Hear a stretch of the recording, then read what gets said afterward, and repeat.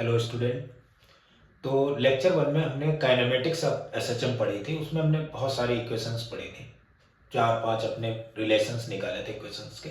तो आज हम उन्हीं से रिलेटेड पहले तो कुछ न्यूमेरिकल्स करेंगे, उसके बाद हम लोग देखेंगे analogy of SHM with projection of uniform circular motion. ठीक है, अगर कोई पार्टिकल यूनिफॉर्म सर्कुलर मोशन कर रहा है तो सर्कुलर ये मोशन जो है वो एसएचएम के साथ, उसका प्रोजेक्शन एसएचएम के साथ में कैसा रिलेशन रखता है, उससे रिलेटेड भी हम लोग न्यूमेरिकल निपटाएंगे, उससे आसानी से हो जाते हैं। दूसरा हम लोग एनर्जी के बारे में पढ़ेंगे, काइनेटिक एनर्जी, पोटेंशियल एनर्जी और उसके ग्राफ्स के बारे में और उनसे रिलेटेड न्यूमेरिकल्स।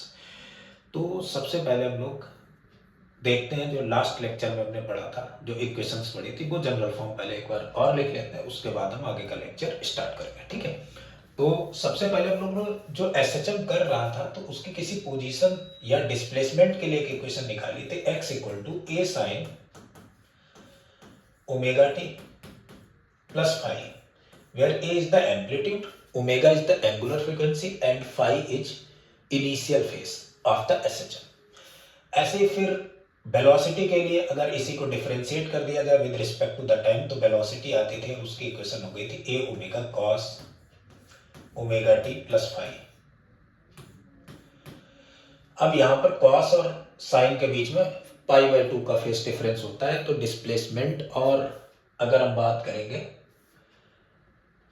वेलोसिटी, इसके बीच में पाई बाई 2 का फेस डिफरेंस होगा। उसके बाद हम लोग बात करते थे एक्सेलरेशन की, so acceleration is a omega square minus a omega square sine of omega T plus five, और अगर वेलोसिटी निकालेंगे तो वो वैल्यू आती थी omega under root of A square minus x square, velocity का रिलेशन डिस्प्लेसमेंट या पोजीशन के साथ में। ऐसे ही एक्सेलरेशन का भी एक रिलेशन आया था पोजीशन के साथ में, वो था माइनस का ओमेगा स्क्वायर एक्स, और इन सबके हम लोगों ने ग्राफ्स भी बना करके देखे थे। तो चलो आज बच्चों हम लोग स्टार्ट करते हैं इन सबसे रिलेटेड न्यूमेरिकल्स, और किस तरीके से न्यूमेरिकल्स को सॉल्व करना है, यूनिफॉर्म सर्कुलर मोशन के एनालॉजी से किस तरीके से न्यूमेरिकल्स को हम लोग सिंपल बना सकते हैं, वो सारी चीजें देखेंगे। तो सबसे पहले एक छोटा सा न्यूमेरिकल लेकर के चलते हैं जिसमें हम लोग सारी जो फॉर्मूले हैं या जो भी चीजें हैं वो अपने को याद हो जाएंगे। तो स्टार्ट करते हैं। अब पार्टिकल, कोई पार्टिकल है is performing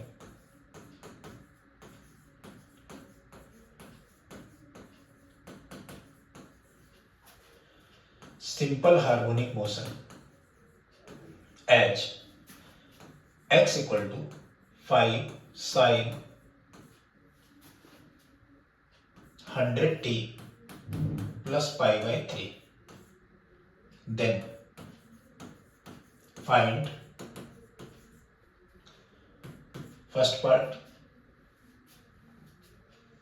amplitude,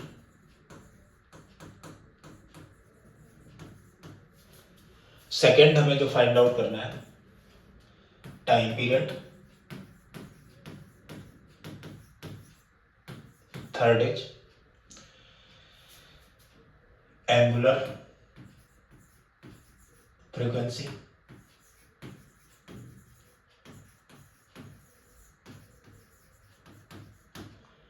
fourth is frequency,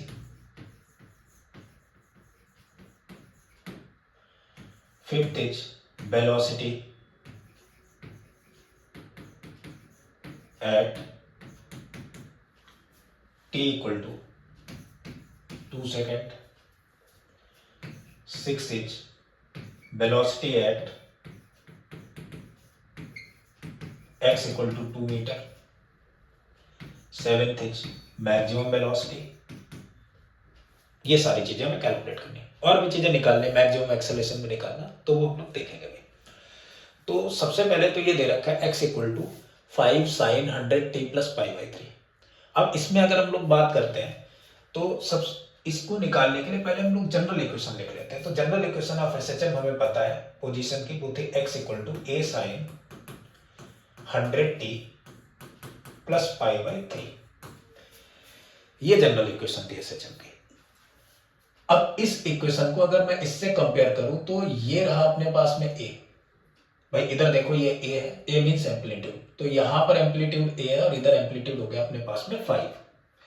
तो एम्पलीट्यूड तो अपने को पता लग गया, दैट इज द 5 मीटर। मैं बोल रहा हूँ कि ये जो एक्स है वो मीटर में है और टाइम जो है वो सेकेंड में हम लोग लेकर के चल रहे हैं, यहाँ पर दो ही वेरिएबल है।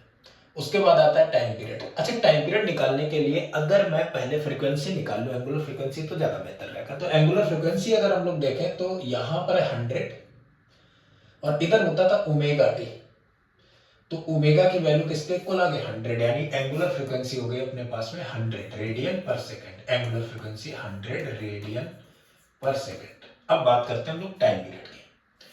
सो टाइम पीरियड अगर देखेंगे तो टाइम पीरियड आ जाएगा, टाइम पीरियड का फॉर्मूला होता था 2 पाई अपॉन में ओमेगा, यानी 2 पाई अपॉन में 100 दैट इज 50 अपॉन में पाई, पाई अपॉन में 50 सेकेंड। ये आ गया टाइम पीरियड।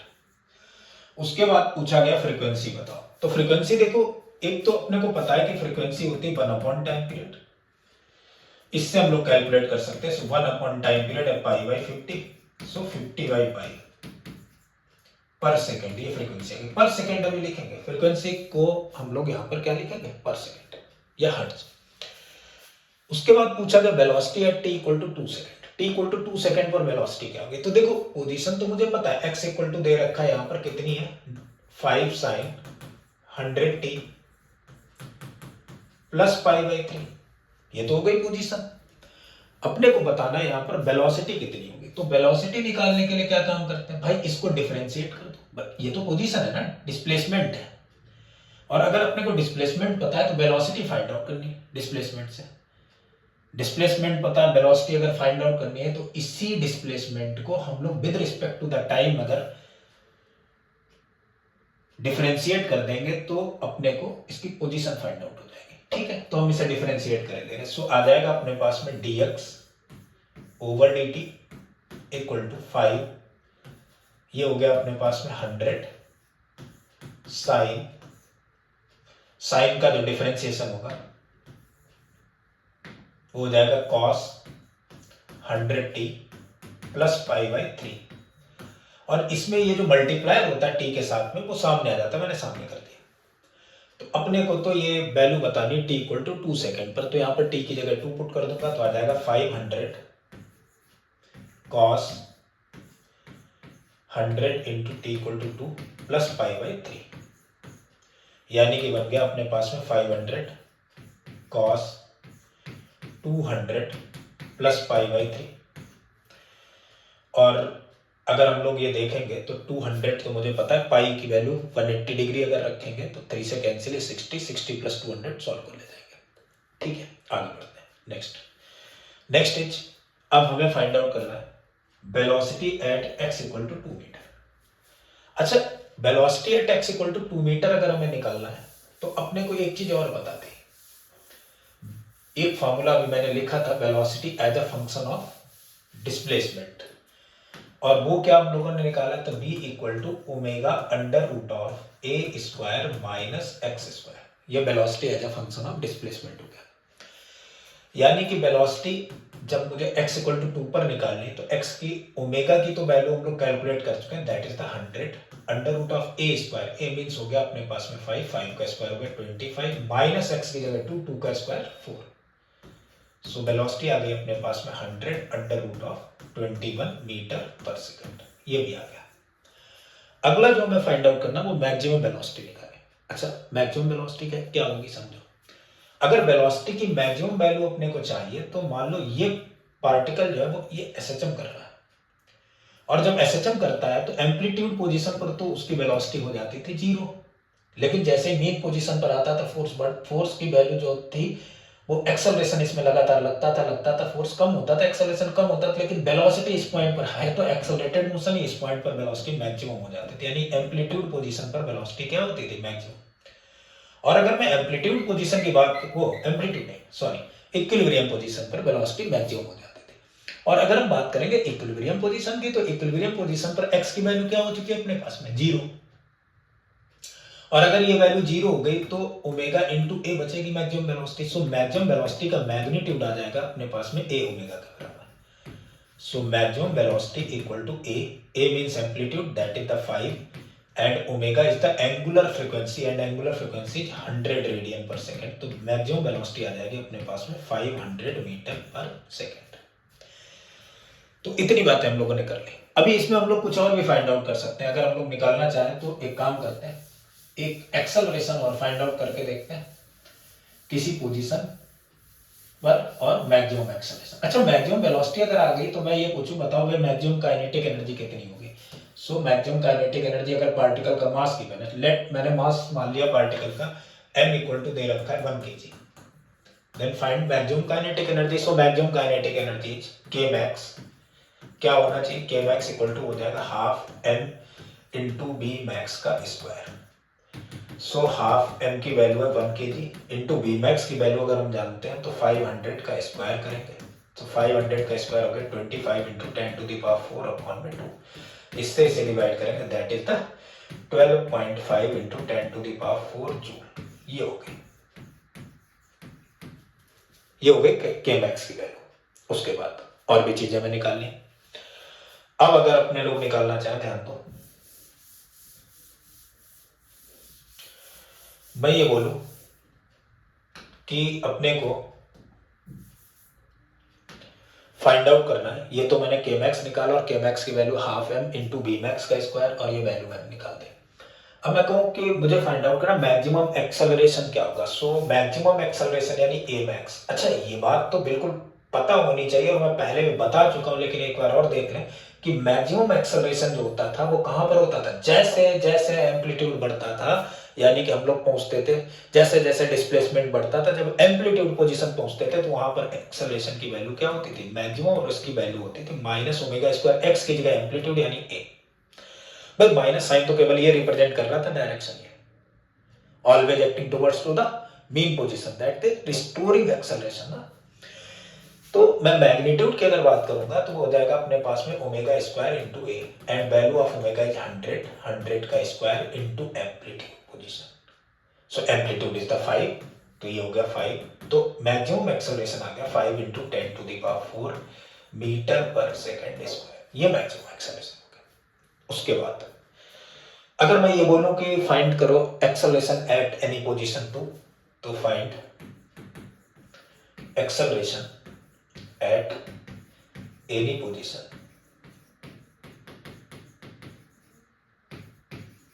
2 मीटर. अब 2 मीटर पर अगर एक्सेलरेशन निकालना है तो भाई यहां पर ए ना रखो, यहां पर एक्स की जगह 2 रख देना. एम्पलीट्यूड पोजीशन नहीं रखनी, एक्स रखना है. तो acceleration at any position is minus का omega square X, that is minus. Minus तो यार साइन जो है वो डायरेक्शन को रिप्रेजेंट करेगा, तो केवल मैग्नीट्यूड अगर लिखेंगे तो ओमेगा की वैल्यू होगी 100 का स्क्वायर इंटू 2 मीटर. तो ये बन जाएगा 2 इंटू 10 की पावर 4 मीटर पर सेकेंड स्क्वायर. तो इतनी सारी चीजें हम लोगों ने कैलकुलेट करनी. ये बिल्कुल बेसिक जो डेफिनेशंस पढ़ी थी, जो अपने लोगों ने प्रूविंग करी थी काइनेमेटिक्स की, उनसे रिलेटेड न्यूमेरिकल था, जिससे वो सारी चीजें याद रहे. अब थोड़ा सा और आगे बढ़ते हैं. देखो, इसमें जो हम लोगों ने सिंपल हार्मोनिक मोशन पढ़ा तो उसमें जो मैंने फोर्स की वैल्यू निकाली है, फोर्स को मैंने कहा F इक्वल टू माइनस के एक्स, और F को लिखा m इंटू ए, और a की वैल्यू लिख दी के वाई एम इंटू एक्स, और के वाई एम को मैंने लिखा था ओमेगा स्क्वायर. तो एक्सेलरेशन इक्वल टू आ गया था माइनस ओमेगा स्क्वायर एक्स, और वहां से कंडीशन बनी थी a plus omega square x equal to 0, यानी d2x over dt2 plus omega square x equal to 0, और यही SHM की कंडीशन थी. ये मान करके चल रहे थे. लेकिन अगर मैं ये बोलूं ये जो फोर्स है वो कुछ इस टाइप का नहीं है, वो F इक्वल टू, अगर ऐसा नहीं है कि माइनस के एक्स हो डायरेक्ट, फोर्स थोड़ा सा चेंज है. मैं ये बोल दूं कि ये फोर्स ऐसा ना हो करके, ये जो फोर्स है वो है कुछ इस टाइप का. फोर्स दे रखा है, कोई पार्टिकल अगर SHM परफॉर्म कर रहा है, a particle of mass, numerical से देखते हैं, particle of mass 1 kg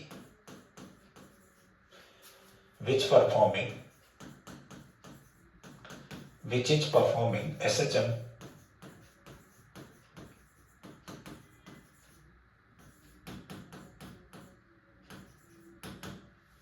and release from rest, and release, अच्छा रिलीज किया जा रहा तो रेस्ट सही करा जाएगा, and release from x equal to 14 meter, restoring force acting on the particle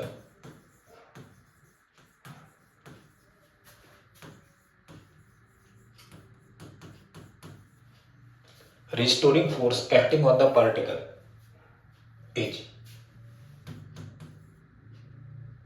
F equal to 10 minus 6x, ये दे रखा इतने न्यूटन का। Then find first part x coordinate of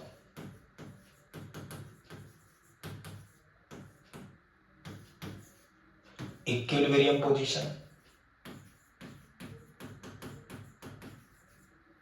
second पहले तो हमें x कोऑर्डिनेट बताना है इक्विलिब्रियम पोजीशन का, दूसरा हमें बताना है amplitude, coordinate of amplitude position,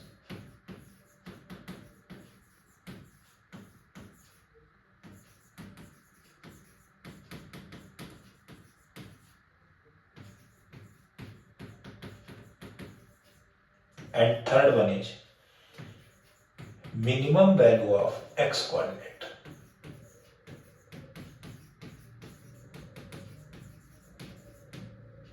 Fourth is time period.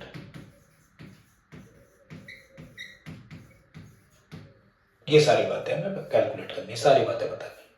चलो देखते हैं, ध्यान देना जरा। अगर मैं इस न्यूमेरिकल की बात करूं तो इसमें ये जो फोर्स है वो 10 माइनस 6x है।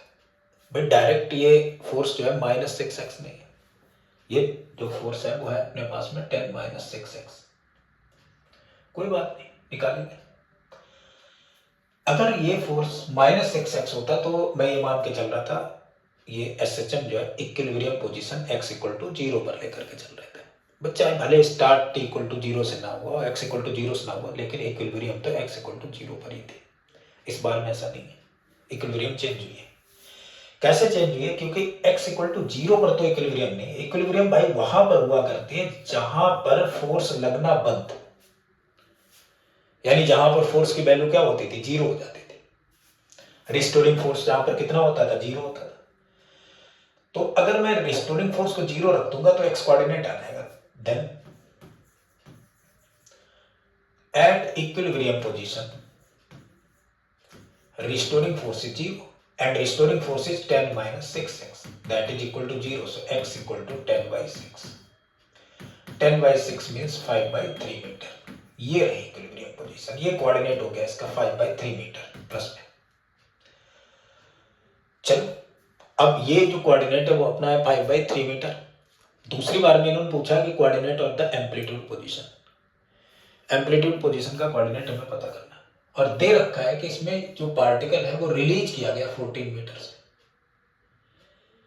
तो यार अब एक बात बताओ, अगर पार्टिकल रिलीज किया गया 14 मीटर से तो रिलीज करने का मतलब क्या हुआ? वहां पर वेलोसिटी है 0, यानी पार्टिकल शुरुआत में जो चला है t इक्वल टू 0 पर वो एम्पलीट्यूड पोजीशन से चला है। तो बस इसी का कोऑर्डिनेट हमें पता करना है।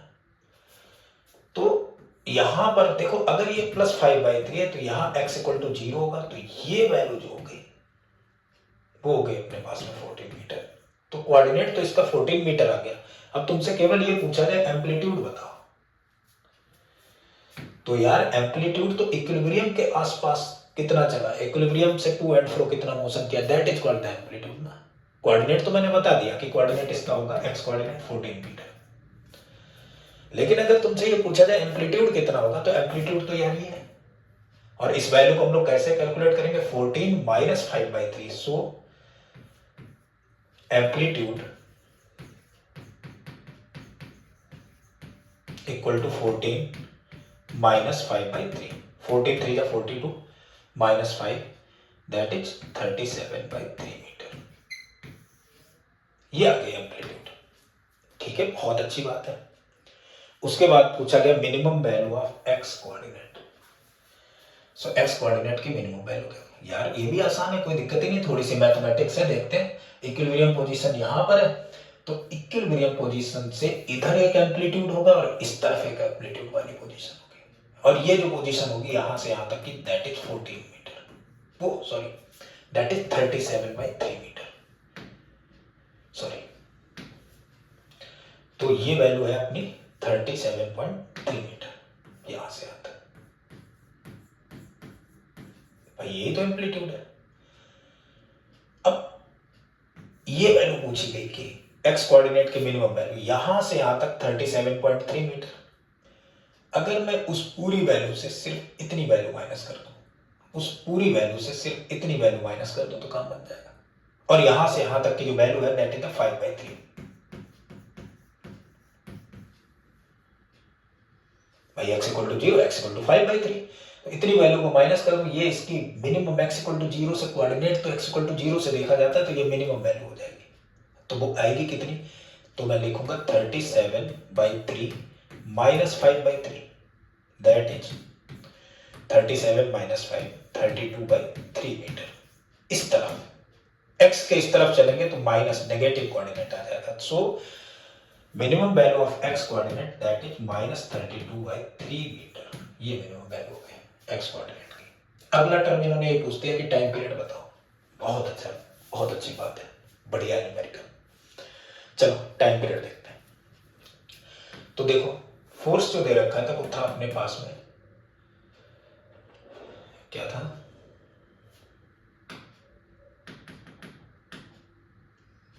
Ten minus 6x। तो जो फोर्स था वो था 10 माइनस 6x, ये फोर्स दे रखा था। अगर ये दिया होता f इक्वल टू माइनस के एक्स के फॉर्म में तो अपने को टाइम पीरियड निकालने में कोई दिक्कत नहीं थी। मैं f को लिखता m into a equal to minus k into x, और a को लिख देता माइनस का के बाई एम इंटू एक्स, और के बाई एम को मैं लिख देता omega square equal to K by M, और ओमेगा हो जाता अपने पास में under root of K by M. So time period हो जाता ओमेगा को लिखता मैं 2 पाई अपॉन में T equal to under root of K by M. So time period आ जाता 2 pi under root of M upon में के।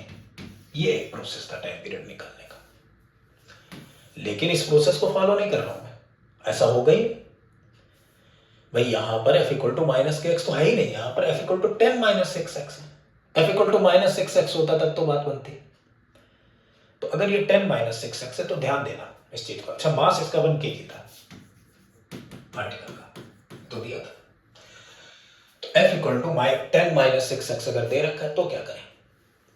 अपने पास में एक इसको करने की एक स्ट्रेटजी, प्लान है, तरीका है, देखते हैं कैसे करते हैं। हमने क्या किया, अगर हम लोग मैथ्स में ट्रांसफॉर्मेशन पढ़ते थे तो अगर मैं ट्रांसफॉर्मेशन लगा दूं तो काम बन जाना चाहिए, शायद। लगाते हैं, देखो f इक्वल टू, इसे एक तरीके से लिख सकते हैं। इसे लिखने का यह तरीका है कि मैं इसे लिखूं -6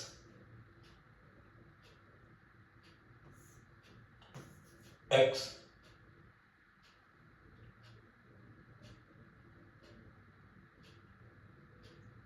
माइनस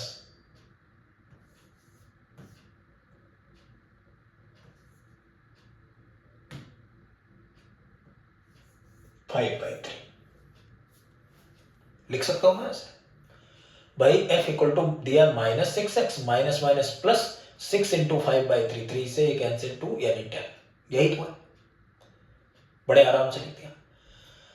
अब अगर मैं ट्रांसफॉर्मेशन ऑफ ग्राफ देखता था तो ट्रांसफॉर्मेशन ऑफ ग्राफ्स में मान लो कोई कोऑर्डिनेट, जब भी मैं ग्राफ बनाता था मैथ्स में, तो अगर कोई चीज शिफ्ट होती थी तो वहां पर x इक्वल टू 0 की जगह ये वैल्यू रखी जाती थी और इसी को x मान लिया जाता था जब ग्राफ का ट्रांसफॉर्मेशन करते थे। तो यहां पर भी मैं लिख सकता हूं f equal to -6 times of capital X। मतलब थोड़ा सा शिफ्ट हुआ है केवल, इक्विलिब्रियम पोजीशन ही तो शिफ्ट हुई है।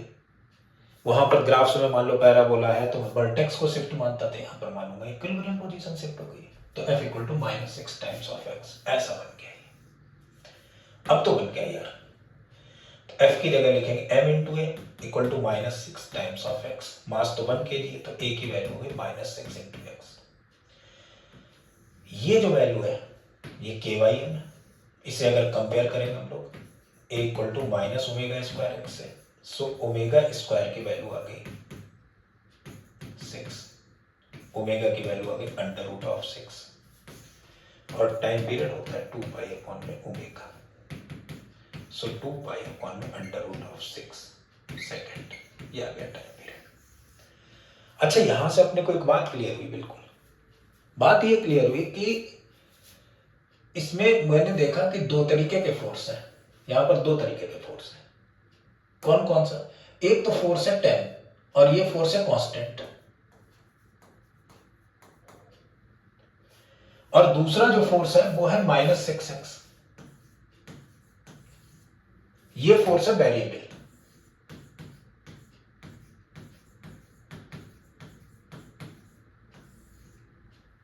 दो तरीके के फोर्स है, एक कांस्टेंट फोर्स और एक वेरिएबल है। अब इसी से जब मैंने ट्रांसफॉर्मेशन लगाया है तो जो टाइम पीरियड है या ओमेगा है, ये इस फोर्स पर तो डिपेंड ही नहीं करा भाई, x - 5/3 तो मैंने हटा ही दिया, केवल इस 6 के ऊपर डिपेंड करा, केवल वेरिएबल फोर्स था उसके ऊपर डिपेंड करा, वहीं से वैल्यू आ गई। तो हमेशा ध्यान रखना है कि जो कांस्टेंट फोर्स होगा, एसएचएम अगर कोई पार्टिकल कर रहा है तो उसकी वजह से जो कांस्टेंट फोर्स होगा उसका टाइम पीरियड में कोई रोल नहीं होगा, या एंगुलर फ्रीक्वेंसी होगी उसका टाइम पीरियड में कोई, वो एंगुलर फ्रीक्वेंसी होगी तो कांस्टेंट फोर्स की वजह से एंगुलर फ्रीक्वेंसी पर कोई इफेक्ट नहीं पड़ेगा, टाइम पीरियड पर भी नहीं पड़ेगा। कांस्टेंट फोर्स के 10 की वजह से कोई फर्क नहीं पड़ रहा। जैसे एक और एग्जांपल अगर हम लोग लेकर के चले, एलएलएम में पढ़ चुके हैं, तो अगर मैंने ये कोई स्प्रिंग मास सिस्टम था, ऐसे मान लो लेट ये स्प्रिंग मास सिस्टम है, ऐसा एलएलएम में जब स्प्रिंग पड़ी थी तो ये देखा था ऐसे, और यहां मास है m, इस स्प्रिंग का स्प्रिंग कांस्टेंट है k। अभी ये जो इसकी पोजीशन है, ये जो लेंथ है स्प्रिंग की, ये है नेचुरल लेंथ, और जैसे ही इस स्प्रिंग को थोड़ा सा इधर शिफ्ट किया, जैसे ही इसको थोड़ा सा शिफ्ट करेंगे इस स्प्रिंग को, यानी यहां लेकर के आएंगे, मैंने x डिस्टेंस से शिफ्ट किया तो इस पर पीछे की तरफ एक फोर्स एक्ट करने लगा kx, ऐसे, और जैसे ये kx फोर्स एक्ट किया, बाकी तो इस डायरेक्शन में कोई फोर्स है ही नहीं, तो इसका मतलब ये जो kx फोर्स है यही इसे एक्सेलरेशन प्रोवाइड करा रहा है, यही जिम्मेदार है इसे एक्सेलरेशन प्रोवाइड कराने के लिए। तो मैं लिख सकता हूं यहां पर kx इक्वल टू ma, यानी a की वैल्यू आ गई अपने पास में ky m times of x, and that ky m is omega square. अगर मैं कंपेयर करूं, एसएचएम करने लगा, सो ओमेगा स्क्वायर की वैल्यू आ गई ky m, बिल्कुल वैसे देखो, सो टाइम पीरियड आ गया 2 पाई m/k। समझते जाना इस बात को जो मैं बोल रहा हूं, तो टाइम पीरियड आ गया अपने पास में 2 पाई m/k, या ओमेगा की वैल्यू आ गई ky। ठीक है, यहां तक कोई दिक्कत नहीं। यही सिचुएशन में थोड़ी सी चेंज कर दूं, मैंने कहा कि ये जो स्प्रिंग थे वो भी अपनी नेचुरल लेंथ पर थे, ऐसे, कोई दिक्कत नहीं, यहां तक नेचुरल लेंथ है। जैसे ही मैंने इस पर एक मास लटकाया m मास, अब क्या हुआ, इस पर एक फोर्स लगना चालू, कौन सा, mg। इनिशियली जब स्प्रिंग नेचुरल लेंथ पर है तब इस पर कोई फोर्स नहीं लग रहा ऊपर, नो फोर्स एट ऑल, लेकिन mg एक्ट किया तो स्प्रिंग नीचे की तरफ जाने की कोशिश करेगी, नीचे की तरफ जाने की कोशिश करेगी, इसमें थोड़ा सा खिंचाव आएगा, थोड़ा सा खिंचाव आएगा तो ऊपर की तरफ छोटा सा फोर्स लगेगा kx डैश मान लिया। लेकिन अभी तो mg ज्यादा है तो एक्सेलरेशन की डायरेक्शन इधर ही होगी, धीरे धीरे धीरे धीरे स्प्रिंग जो है वो नीचे की तरफ बढ़ती चली जाएगी। एक टाइम ऐसा आएगा जब x बढ़ता चला जाएगा, mg तो कांस्टेंट, और दोनों फोर्स बराबर हो जाएंगे। दोनों फोर्स बराबर हो गए तो इसका मतलब ये जो पोजीशन है ये इक्विलिब्रियम की पोजीशन है, यानी यहां से kx इक्वल टू क्या आ चुका है अपने पास में, mg, ये इक्विलिब्रियम पोजीशन है। बल्कि मैं के एक्स नहीं, मैं कह रहा हूँ x1 डिस्टेंस तक आई। सो x1 की वैल्यू आ गई अपने पास में mg/k। चलो अपने पास ये नहीं बताना था मुझे। अब इस पोजीशन से अगर मैं इस ब्लॉक को स्लाइटली शिफ्ट कर दूं नीचे, तो अब ये क्या करेगा, मैंने कहा x और इसे शिफ्ट किया नीचे, तो अब ये इस इक्विलिब्रियम पोजीशन के अबाउट जो है, जैसे ही x नीचे शिफ्ट करोगे तो अब mg तो कम रह गया, लेकिन kx1 प्लस x हो गया kx, तो ये बढ़ गया, तो ये ऊपर की तरफ भागेगा। तो इसका मतलब इसमें नेट एक्सेलरेशन की डायरेक्शन इधर होगी। क्यों होगी? क्योंकि नीचे वाला फोर्स तो उतना ही रहा, लेकिन x की वैल्यू बढ़ चुकी है, और x की वैल्यू अगर बढ़ गई है तो ऊपर वाला फोर्स बढ़ गया, ऊपर वाला फोर्स बढ़ गया, तो डायरेक्शन ऊपर की तरफ होगी। इसका मतलब नेट फोर्स जो आएगा वो होना चाहिए अपवर्ड फोर्स, कितना है, kx1 plus x minus mg। तो यहां से अगर मैं देखूं इसे, मैं ऐसे लिख सकता हूं kx1 plus kx minus mg, लेकिन मैं ये देख चुका हूं kx1 तो mg के बराबर था, तो ये टर्म और ये टर्म कैंसिल, तो नेट फोर्स ही तो इसे एक्सेलरेशन प्रोवाइड करेगा, that is ma equal to kx। यानी a की वैल्यू आ गई इस बार में kym टाइम्स ऑफ x, तो ओमेगा स्क्वायर यहां से अगर कंपेयर करेंगे वो आ जाएगा kym, और टाइम पीरियड आ जाएगा under root of 2 pi under root of m/k। अब देखो, मैं ये अभी बताना नहीं था मुझे तो स्प्रिंग ब्लॉक सिस्टम में चीज बतानी थी, लेकिन एक चीज ध्यान देना जरा, यहां पर मैंने कहा अभी कोई कांस्टेंट फोर्स नहीं है, तो kx इक्वल टू ma लगाया, सीधे सीधे टाइम पीरियड ही आ गया। यहां पर कांस्टेंट फोर्स था, कौन था, mg, लेकिन इसने टाइम पीरियड पर तो कोई इफेक्ट नहीं डाला, वही है 2 pi under root of m upon k। Angular frequency पर भी कोई इफेक्ट नहीं डाला। तो जो कांस्टेंट फोर्स होते हैं वो केवल इक्विलिब्रियम पोजीशन को शिफ्ट कर रहे हैं। ये जो कांस्टेंट फोर्स है, अभी इक्विलिब्रियम पोजीशन इसकी नेचुरल लेंथ पर ही है, लेकिन इस बार में नेचुरल लेंथ पर नहीं है, उससे थोड़ी सी शिफ्ट हो गई। तो कांस्टेंट फोर्स केवल और केवल एक रोल प्ले कर रहे थे, वहां पर भी इक्विलिब्रियम पोजीशन को शिफ्ट कर रहे थे। इसके टाइम पीरियड को या एंगुलर फ्रीक्वेंसी को चेंज नहीं कर सकते कांस्टेंट फोर्स। यहां तक बात मुझे लग रहा है क्लियर हो गई होगी। अब आगे बढ़ते हैं, दूसरा न्यूमेरिकल देखते हैं, ध्यान देना। मान लो कि अपने पास में कोई एक प्लैंक है, ऐसे ये कोई प्लैंक है, इस प्लैंक का मैंने मास लेट कर लिया m1 है, इसके ऊपर कोई दूसरा एक प्लैंक और है, इसका मास मैंने लेट कर लिया m2 है, और ये प्लैंक अभी इक्विलिब्रियम पोजीशन पर है। मैंने इसे शिफ्ट कराया नीचे की तरफ, प्लैंक ऐसे हो रहा है, ऐसे हो रहा है, एसएचएम परफॉर्म कर रहा है। If plank performing SHM, then find normal reaction force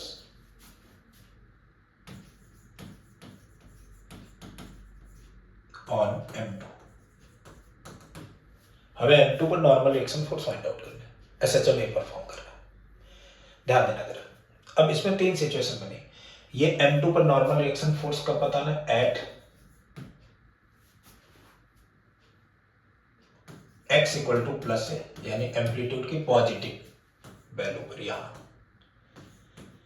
eight x equal to minus है, एट इक्विलिब्रियम, इन सारे को, ठीक है। तो सिचुएशन बनाते हैं, मान लो प्लैंक यहां पर पहुंचा, ये इसकी एम्पलीट्यूड पोजीशन है,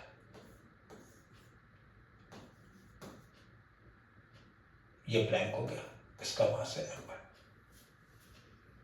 होगा क्या, समझो, जब ये, अच्छा ये एसएचएम परफॉर्म कर रहा है, तो मैंने कहा इसकी एंगुलर फ्रीक्वेंसी जो है वो ओमेगा, ये गिवन है। तो होगा क्या, जब ये यहां पर पहुंच रहा होगा, इसके बाद में जब ये ऊपर की तरफ होगा, तो एक्सेलरेशन, नेट एक्सेलरेशन की तो डायरेक्शन होगी नीचे की तरफ। ये इस सिचुएशन में पहुंचा, पहली सिचुएशन, ये रहा प्लैंक, इस प्लैंक का मास है m1 और इस ब्लॉक का मास है m2। यहां तक बात क्लियर। इस प्लैंक पर ऊपर की तरफ कोई फोर्स लग रहा है, वो है नॉर्मल रिएक्शन मास इस पर ब्लॉक पर, और प्लैंक पर नीचे की तरफ लग रहा है नॉर्मल रिएक्शन फोर्स, कोई दिक्कत नहीं। प्लैंक का मास नीचे की तरफ है m1g, ब्लॉक का मास है नीचे की तरफ m2g, और ये इस एक्सेलरेशन से नीचे आ रहा है पूरा सिस्टम, क्योंकि एम्पलीट्यूड पोजीशन पर एक्सेलरेशन होता है मैक्सिमम, और उस मैक्सिमम एक्सेलरेशन की वैल्यू होती है ओमेगा स्क्वायर इंटू ए। अब अगर मैं एनएलएम की बात करूं, तो जब ये वाला ब्लॉक इस वाले ब्लॉक की बात करूंगा, तो इस पर m2g नीचे, नॉर्मल रिएक्शन ऊपर, लेकिन आ तो नीचे रहा है, इसका मतलब ये वाला फोर्स जो है वो इससे ज्यादा है m2g। तो मैं लिख सकता हूं m2g minus normal reaction equal to mass into A max, ये नीचे की तरफ ए मैक्स से आ रहा है, यानी normal reaction n equal to आ जाएगा m2g माइनस मास इंटू ए मैक्स, और ए मैक्स की तो वैल्यू हम लोग पहले कैलकुलेट कर चुके हैं, that is omega square into A. तो अपने को नॉर्मल रिएक्शन पता लग गई पहली सिचुएशन में। अब दूसरी सिचुएशन की बात करते हैं। दूसरी सिचुएशन ये है कि ये जो है वो यहां पर पहुंच चुका, इस पोजीशन पर x इक्वल टू माइनस है, एम्पलीट्यूड के नेगेटिव।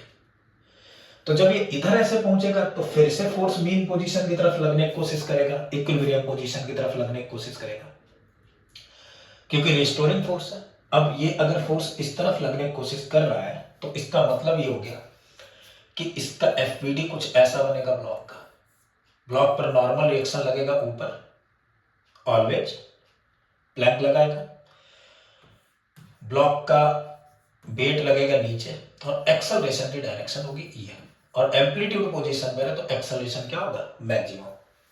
तो अब अगर हम बात करेंगे यहां पर, तो इसका मतलब ये वाला फोर्स ज्यादा, ये वाला फोर्स कम, तो मैं लिखूंगा normal reaction minus m2g equal to mass into A max, यानी नॉर्मल रिएक्शन की वैल्यू आ गई m2g प्लस मास इसका तो m2 है, यानी m2 इंटू ए मैक्स की वैल्यू हो गई ओमेगा स्क्वायर ए। फिर से बन गया। अगर हम थर्ड सिचुएशन की बात करें इसमें, तो थर्ड सिचुएशन में ये इक्विलिब्रियम पर है, और अगर इक्विलिब्रियम पर है तो कोई एक्सेलरेशन नहीं, यहाँ पर एक्सेलरेशन कितना है, 0। सो नॉर्मल रिएक्शन एक लगेगा और दूसरा इस पर लगेगा m2g, तो थर्ड सिचुएशन में नॉर्मल रिएक्शन हो जाएगा m2g के बराबर। मुझे लग रहा है ये बात समझ में आ गई होगी, यहाँ तक बिल्कुल क्लियर है। अच्छा, कभी कभी ऐसा तुम लोगों से पूछ दिया जाए कि ये बताओ, ये इससे प्लैंक से ब्लॉक जो है वो कांटेक्ट कब खत्म करेगा, कब कांटेक्ट छोड़ेगा? तो यार देखो, जब ये प्लैंक नीचे जा रहा होगा तब तो नहीं छोड़ेगा कांटेक्ट, क्योंकि नीचे m2g लग रहा है, और ये भी प्लैंक ऊपर जा रहा होगा तो भी कांटेक्ट नहीं छोड़ेगा। लेकिन जब प्लैंक ऊपर से नीचे आ रहा होगा तब समझो समझो, प्लैंक पर नॉर्मल रिएक्शन ऊपर, नीचे प्लैंक पर, ब्लॉक पर ऊपर, ब्लॉक का m2 नीचे, m2g, प्लैंक का m1g नीचे, और प्लैंक पर एक एक्सेलरेशन भी लग रहा है। अच्छा, ब्लॉक पर नॉर्मल रिएक्शन ऊपर, m2g नीचे, लेकिन प्लैंक का नॉर्मल रिएक्शन प्लैंक पर नीचे है और m2g भी नीचे लग रहा। अरे वाह, जब भाई इसमें दोनों चीजें ऐसी लग रही नीचे की तरफ, इसका मतलब ये तो थोड़े तेजी से आएगा ना नीचे की तरफ। भाई इस पर नेट फोर्स नीचे की तरफ ज्यादा है, उस पर तो कम कर दिया नॉर्मल रिएक्शन है, तो इसका मतलब ये तेजी से नीचे की तरफ आएगा। तो अगर ये तेजी से नीचे की तरफ आएगा तो सबसे पहले यहीं पर कांटेक्ट लूज करेगा। ठीक है, आगे बढ़ते हैं, नेक्स्ट टाइप की चीजें देखते हैं। तो अगली, अब हम लोग नेक्स्ट में देखेंगे कि एसएचएम के साथ में, एसएचएम की यूनिफॉर्म सर्कुलर मोशन के साथ में क्या एनालॉजी। ठीक है, तो analogy of SHM with projection of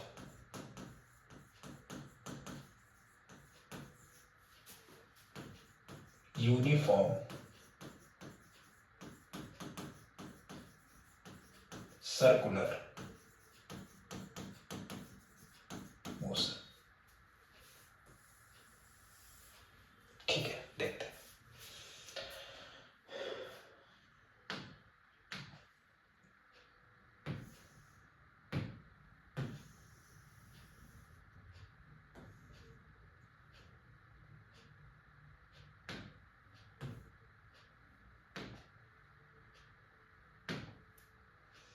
मान लो मैंने कहा कि ये कोई पार्टिकल है और वो यूनिफॉर्म सर्कुलर मोशन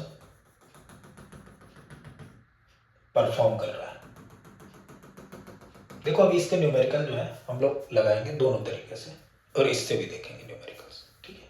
चलो, तो मैंने माना कि कोई पार्टिकल है वो यूनिफॉर्म सर्कुलर मोशन परफॉर्म कर रहा है। अगर particle uniform circular motion perform कर रहा है तो मैं एक ऐसे लाइन ड्रॉ कर देता हूं। लाइन मीन्स मैंने मान ली स्क्रीन है, पार्टिकल अभी यहां पर है, ऐसे लेट्स से यहां पर है पार्टिकल,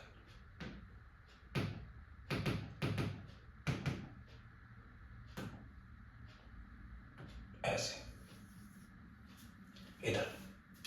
और अगर पार्टिकल इधर है तो मैं इसका प्रोजेक्शन इस स्क्रीन के ऊपर करा के देखता हूं। ऊपर से मैंने लाइट लगाई ऐसे ऐसे, ये लाइट डालोगे तो प्रोजेक्शन का मतलब इसकी शैडो पार्टिकल की यही दिखेगी, अभी कोई दिक्कत नहीं। और मैंने बोल दिया ये पोजीशन है इक्विलिब्रियम पोजीशन, अभी ऐसे बोले तेरा, यहां शैडो दिख गई। उसके बाद थोड़ी देर बाद पार्टिकल जो है एक कांस्टेंट एंगुलर वेलोसिटी ओमेगा से घूम रहा है, मान लो ऐसे, और यहां पहुंच गया। जैसे ही पार्टिकल यहां पहुंचा, अब इधर से फिर से लाइट डाली, टॉर्च लगाई, तो इसकी शैडो इधर दिखी। पार्टिकल यहां पहुंचा, अब इसकी शैडो इधर दिखी। पार्टिकल यहां पहुंचा, अब इसकी शैडो इधर दिखी। और पार्टिकल यहां पहुंचा, इसकी शैडो इधर दिखी। पार्टिकल लगातार इधर से इधर ऐसे चल रहा है। इसी सर्कल में पार्टिकल जब ऐसे इस तरफ घूमता हुआ आएगा, इस तरफ ऐसे, तो जैसे ये इस तरफ ऐसे घूमता हुआ आएगा, मान लो पार्टिकल यहां पर पहुंचा। अब जैसे यहां पहुंचा, यहां टॉर्च फिर से लगाई, अब शैडो यहां दिखी। फिर ये इधर आगे आया, अब शैडो यहां दिखी। फिर ये आगे आया, शैडो यहां दिखी। फिर आगे आया, यहां दिखी, यहां दिखी। मतलब मुझे ये लगा कि पार्टिकल तो यूनिफॉर्म सर्कुलर मोशन कर रहा है, कोई दिक्कत नहीं। जैसे यहां पर अगर देखा जाए तो पार्टिकल पहले यहां था, शैडो यहां दिखी, फिर यहां आया, शैडो यहां दिखी, फिर यहां आया, शैडो यहां दिखी, यहां आया, शैडो यहां दिखी। जैसे इधर आया, शैडो इधर, इधर आया, शैडो इधर, इधर आया, शैडो इधर, इधर आ गया, यहां पर दोबारा आ गया, शैडो यहां। पार्टिकल घूमता हुआ आगे यहां पहुंचा, शैडो यहां दिखी, फिर आगे पहुंचा, शैडो यहां दिखी, फिर आगे पहुंचा, शैडो यहां पर दिख गई। इसके बाद अब ये पार्टिकल जब इधर पहुंच रहा है, इस तरफ ऐसे घूमता हुआ, तो जैसे ये पार्टिकल इस तरफ पहुंच रहा है, तो अब क्या हुआ, फिर यहां से मैंने फिर से टॉर्च लगाई, तो अब शैडो मुझे यहां दिख गई, यानी अगेन ये पीछे आ रहा है।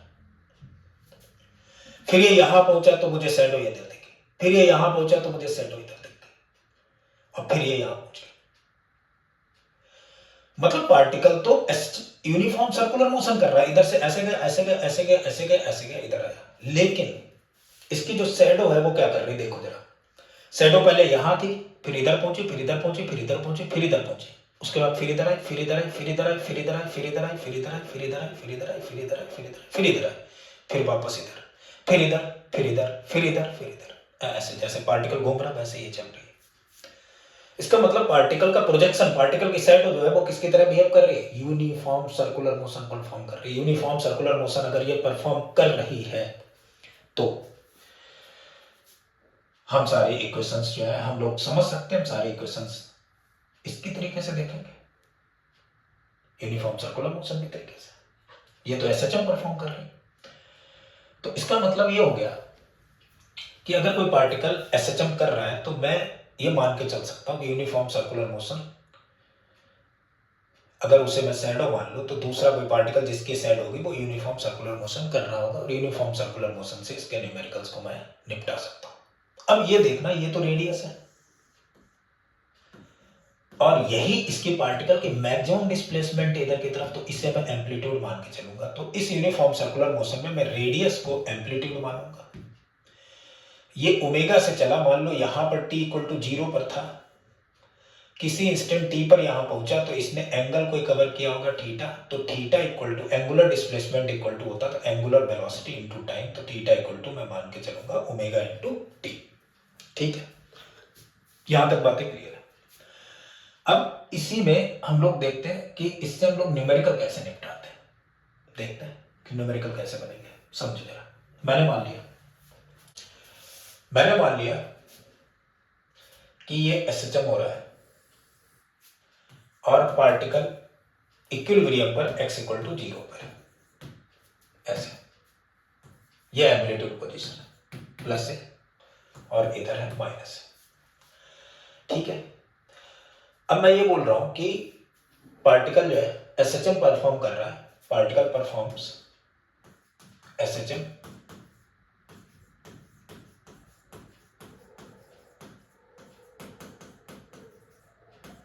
विथ टाइम पीरियड t, इसका टाइम पीरियड है t। Then find time taken by the particle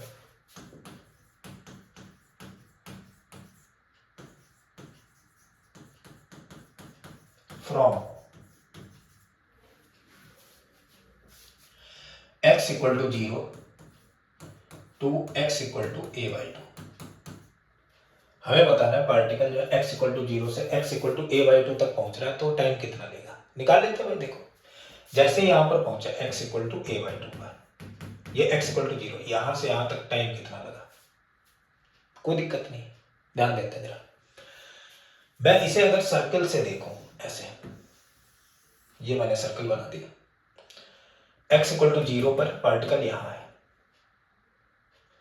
x equal to a/2, यानी कि ये जो वैल्यू चली है x की वैल्यू है कितनी, a/2 है, उस पर पार्टिकल यहां होगा, ये तो रहा a, तो एंगल कितना चला यहां से आता, तो एंगल तो मैंने मान लिया थीटा है, और थीटा की वैल्यू यार ओमेगा टी है, ये ध्यान रखनी।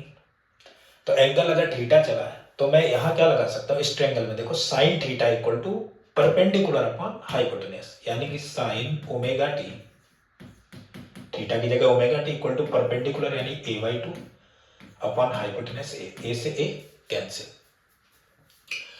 अब क्या हुआ, तो ये आ गया अपने पास में sine omega T equal to आ गया 1/2, यानी कि साइन में जो 1/2 वैल्यू होती है वो 30 डिग्री की होती है, यानी sine omega T equal to sine 30 degree, यानी साइन 30 डिग्री की वैल्यू है π/6, यानी ओमेगा टी इक्वल टू आ गया अपने पास में π/6। सो ओमेगा को मैं लिख सकता हूं, मुझे तो ये टर्म बताना है टाइम पीरियड के उसमें, सो ओमेगा को लिखूंगा मैं 2π/t into T equal to π/6, pi से पाई कैंसिल, सो टी की वैल्यू आ गई t/12। यहां तक बात क्लियर है, मुझे लग रहा है ये बात समझ में आ गई होगी।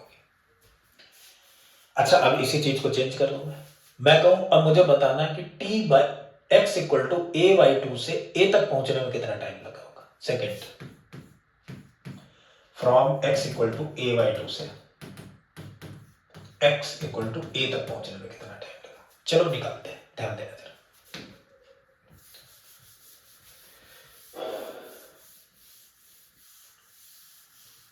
देखो फिर से यही, अब पार्टिकल कहां पर है, यहां से यहां तक, भाई ये तो रहा a/2 और ये पूरी वैल्यू है a क्यों हुआ, क्योंकि ये देखो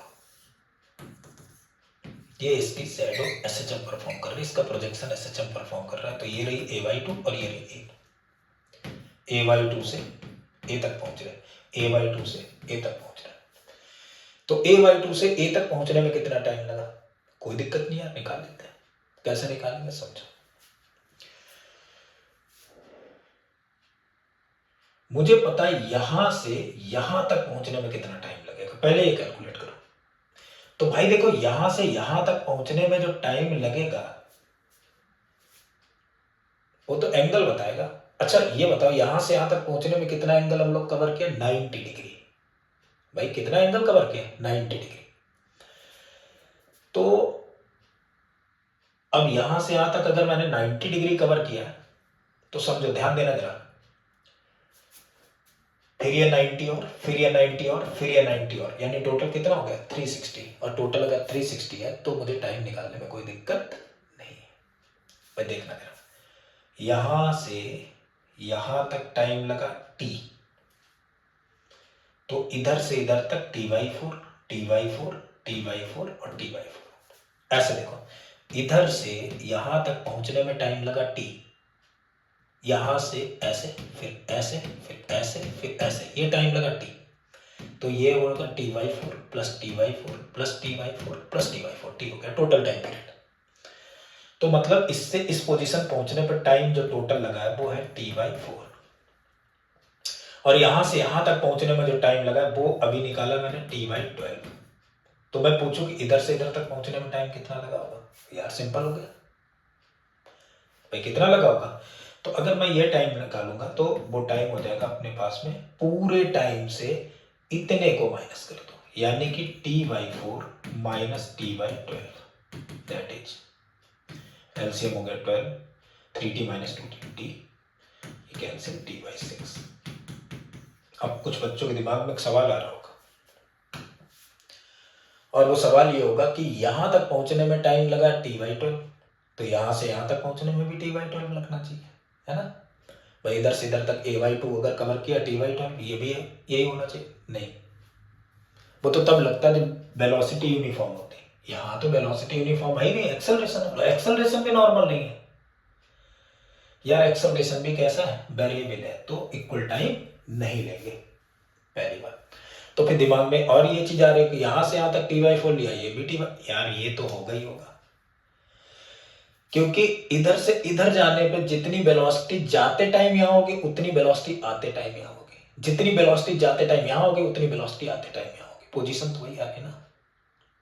तो इसलिए पूरे यहां से यहां तक के लिए जितना टाइम इधर लगेगा उतना इधर पूरे के लिए लगेगा, लेकिन किसी इंस्टेंट में कहूं यहां पर वेलोसिटी जो होगी वो इस पूरे पाथ में क्या सेम रहेगी ना, या अगर जीरो हो गई जाकर कम होती चली गई ना, और वेलोसिटी अगर कम होती चली गई है तो फिर टाइम की वैल्यू भी, वेलोसिटी कम हुई है यहां से यहां तक, अगर वेलोसिटी कम होती चली गई, कम होती चली, तो टाइम तो ज्यादा लगना ही लगना, इधर टाइम कम लगा इधर से इधर आने में, क्योंकि इधर वेलोसिटी ज्यादा थी। ठीक है, चलो आगे बढ़ते हैं।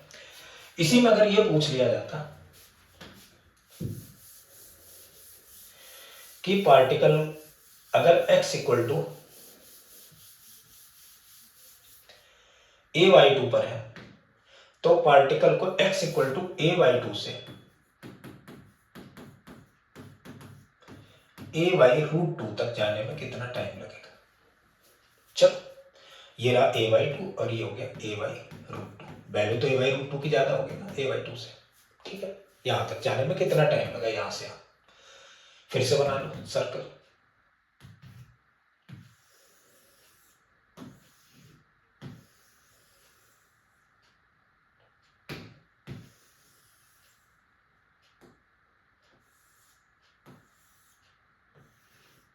ये रहा, अभी ये जो है वो a/2 पर है, ये रहा, फिर ये पहुंचा यहां पर a/√2 पर, ये रही a/√2। तो देखो a/√2 तक जाने में इसने एंगल कितना कवर किया, फिर से इस वाले ट्रायंगल में देख लो, ट्रायंगल ABC में, तो इन ट्रायंगल ABC क्या होगा, साइन यहां से यहां तक का एंगल, ये वाला मैंने मान लिया θ2, sine θ2 equal to perpendicular upon hypotenuse, यानी a/√2 अपॉन में a से कैंसिल 1/√2। तो यहां से θ2 की जो वैल्यू आ गई, साइन में 1/√2 होती 45 की, ये θ2 आ गया 45 डिग्री। अच्छा θ1 जो था यहां से यहां तक जो एंगल आया था वो आया था 30 डिग्री, यानी π/6। तो इधर से इधर जाने में इसने कितना एंगल कवर किया, कैसे निकालेंगे, इस पूरे एंगल से, इस पूरे एंगल से इतने एंगल को माइनस कर दो, यानी इसने जो नेट एंगल θ कवर किया है वो कितना कवर किया, 45 minus 30 degree, and 45 minus 30 degree that is 15 degree. अच्छा θ को मैं क्या लिख सकता हूँ, यहां से ये तो ओमेगा से घूम रहा है ना, तो यहां से यहां तक के टाइम में कितना एंगल चला होगा, वो चला होगा ओमेगा इंटू टी के बराबर, मैंने अगर टाइम टी माना, so omega into T equal to 15 degree, अगर रेडियन में कन्वर्ट करेंगे सो π/180। सो आ जाएगा अपने पास में, ओमेगा को लिखेंगे 2π/t into T equal to 15, 5 से कैंसिल आउट करोगे 3, ये गया 5 3 जा 15, 6 36, 3 से कैंसिल आउट करोगे 12, so 2 pi by t equal to 1/12. So t equal to t by 24. तो यहां से यहां तक जाने में जो टाइम लगा है वो टी बाई 24 लगा. तो मुझे लग रहा है अब ये सारी बातें क्लियर हो गई अपने को. तो आज हम लोगों ने क्या पढ़ा, जो काइनेमेटिक्स एसएचएम की थी उससे रिलेटेड कुछ न्यूमेरिकल्स, कुछ ऐसे न्यूमेरिकल्स जो constant force plus variable force के थे, कुछ ऐसे न्यूमेरिकल्स जिसमें प्लैंक कैसे चल रहा था, और एसएचएम के साथ में एनालॉजी, उससे एंगल्स निकालना, उससे टाइम को कैलकुलेट करना, ये सारी चीजें हमने पढ़ ली. ठीक है, अगले लेक्चर में हम लोग देखेंगे एसएचएम में एनर्जी के बारे में, काइनेटिक एनर्जी, पोटेंशियल एनर्जी, उसके ग्राफ्स, टाइम के साथ वेरिएशन, उनकी फ्रीक्वेंसीज के बारे में, उनकी एवरेज वैल्यू के बारे में, वेलोसिटी की एवरेज वैल्यू, एक्सेलरेशन की एवरेज वैल्यू, ये सब निकालना सीखेंगे.